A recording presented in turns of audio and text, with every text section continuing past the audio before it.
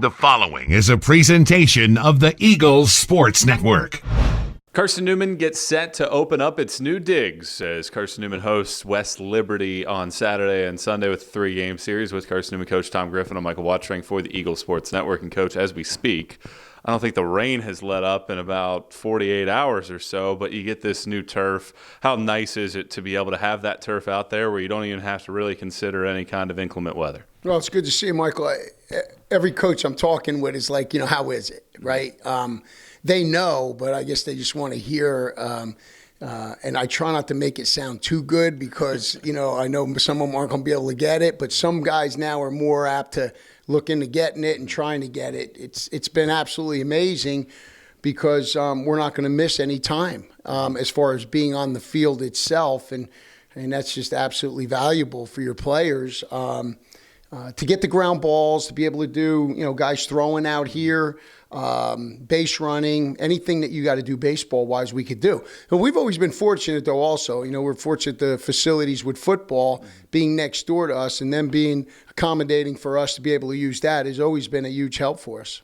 When you look at how your team has played so far, 4-0 start to the year, you get a 5th one on Saturday. It's the best start in the modern era of this program's history. We've never started 5-0. Why has your team been so successful to start the year? Well, we've scored more runs than the other team, and is that how it works? Yeah, and then we've been fortunate in some ways that, I think you got to catch some teams sometimes, not playing their best, and I think that had been the case in a couple of these. It goes different ways. We've played some good games.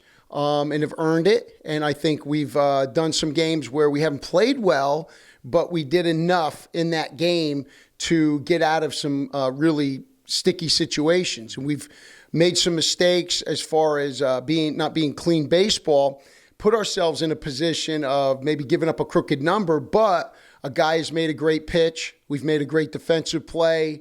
We've gotten key hits. And so the good thing is it's been someone different who's had to come up with a big play. In our last game, we had several guys out of the bullpen who, again, made a pitch when they needed to either stop the bleeding or to shut the team down when it could have been a really crucial situation where that crooked number could have been put up. So that's a great experience for all of our guys to experience all of this right now, because the more they can be in these pressure type situations, if that's what we want to call it, the better they're going to get out of it. They're going to learn that, I've been there and done that. And the more we can get their feet wet and give them those type of experiences, I think the better in the long run we're going to be. We've played really good defense, and it all starts defensively, pitching and defense. And but the defense has been solid, and we've have shown good depth with our offense. Some guys coming in, Henry Jackson, our last game, a freshman gets in there, 3 hits. So guys have stepped up, and it's good to see that. You mentioned getting some guys involved and the depth that you have. Well, you play 7 games in the next 8 days, starting on Saturday with the Hilltoppers. How important is it for you as a coaching staff to get all of these guys involved now while you can to make sure that you understand what you have moving forward? Well, that's what we talked about before. I mean, that's the key, is how much experience can you give guys not only in the beginning of the year, throughout the year, because one, you never know about injuries or other factors that may affect a starter.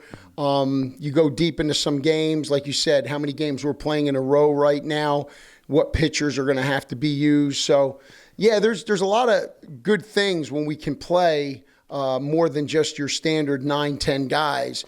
And we've been able to do that up to this point. And they've earned the fact of trying to get that playing time so we can see what they can do as well. What do you see from West Liberty? Well, I honestly don't know much about them. We've never played them before since I've been here. But I know the league they play in, and I think it's very similar to what we do. It's a Division II league that's got a lot of parity in it. We know some of the teams that are in that league that are very good, but don't know a lot about them. We haven't started looking, at the scouting report from last year and things of that nature.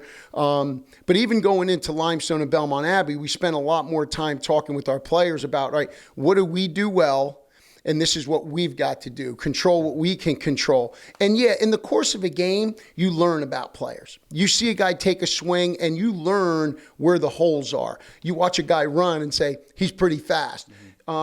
You get quick scouting reports as the game is going on. Yes, it's important to get head scouting reports, but watching the game at that time and seeing your opponent and how you're going to go about attacking them or going about how you're going to play them, I think that's kind of like on the fly in a lot of ways. And I think that's what we want our players to understand, is to watch the game, see what they're doing, okay? Do what we do best, but where is their hole?